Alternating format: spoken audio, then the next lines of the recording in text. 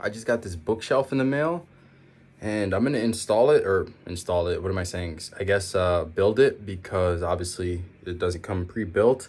There's something very important I need to read. I think I'm gonna start reading this book very soon. I feel like it'll be very useful at this time in my life. Okay, well I set up the bookshelf. It's not really, it's just like a very small bookshelf, but I think it'll suffice. So just put it in this little corner because I didn't really know where else to put it. But I've got my books right here. They were in this box for a few days because I didn't have the bookshelf yet, and I've got some in here as well. I'm gonna set everything up. All right, there we go. I was low-key scared that everything wasn't gonna fit. I have 3 more that 2 of them are on my bed. I keep them there so they're like, so I can read on my bed. The 3rd one I have right here. This is the one I was talking about earlier, but I mean, yeah, this one keeps falling over, but there's only a little bit of space there, so eventually I'll probably have to get another one, but I mean, it looks pretty good for now. This right here, this is one that I think I'm gonna have to take another read through. It's called The Millionaire Mind. The reason why I want to read it again is because I feel like now that I'm independent on my own, some of these things are more applicable to me than they were before. So, I mean, these are the chapters like success factors, school days, the relationship between courage and wealth, vocation, choice of spouse, and, you know, the list goes on. But basically what this book is, the author sent out surveys to millionaire households, and he had them fill out it's just little surveys about their lifestyles and their, like, how they live. And basically he compiled all the answers and like made like charts based on it. Like you see, you got stuff like this. Like it literally just breaks down what these millionaires, like how they live their lives, the way they think, like the kind of, you know, activities they take part in order to, I guess, maintain wealth and to become wealthy. Look at this highlight I randomly came across. Mothers and fathers who consistently tell their children they can succeed are likely to produce offspring who are productive adults. If you believe that you can succeed in life in spite of degrading labels that predict your failure, you are likely to win most of the marathon.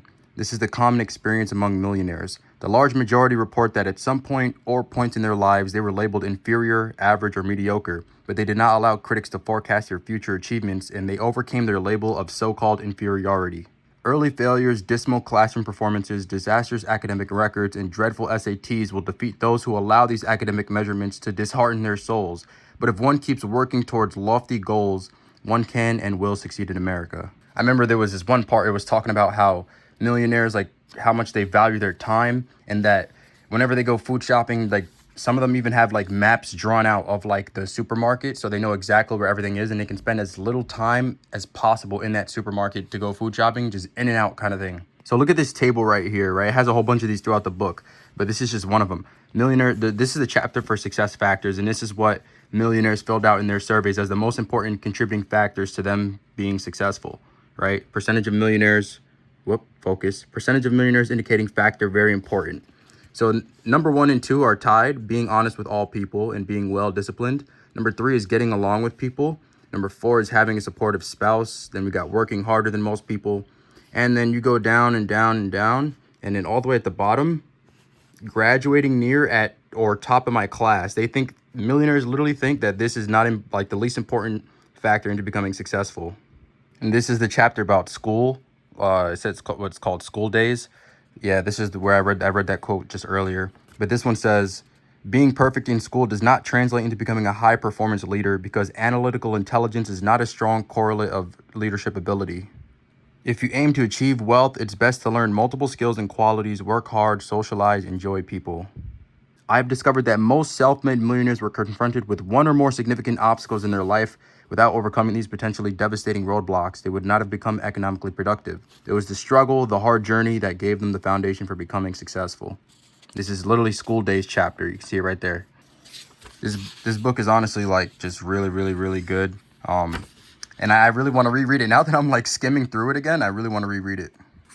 They have this like chart here for the top 5 qualities of a spouse that contributed to millionaire successful marriages. And then it has like the quality of the spouse, and then millionaires who think it's important. So like the number 1 quality is like honesty, responsibility, loving, capable, supportive. Like these are the main things for, I guess, these millionaires look for in their spouses. I've heard like in multiple places, and I think in this book being one of them, that like choice of spouse is like one of the biggest financial decisions you can make. The top 5 qualities that initially interested millionaires in their spouses. Quality of spouse: intelligent, sincere, cheerful, reliable, affectionate. Millionaires, both men and women, tell me over and over again about their mates. He/she is honest, responsible, loving, capable, and supportive. Great book. I think I'm gonna have to give this a reread. I also want to reread How to Win Friends and Influence People. It's a great book too. If you haven't read that, definitely check that out. I have it somewhere. I'm not gonna pull it out, but great book. All right, quick vlog. Peace out.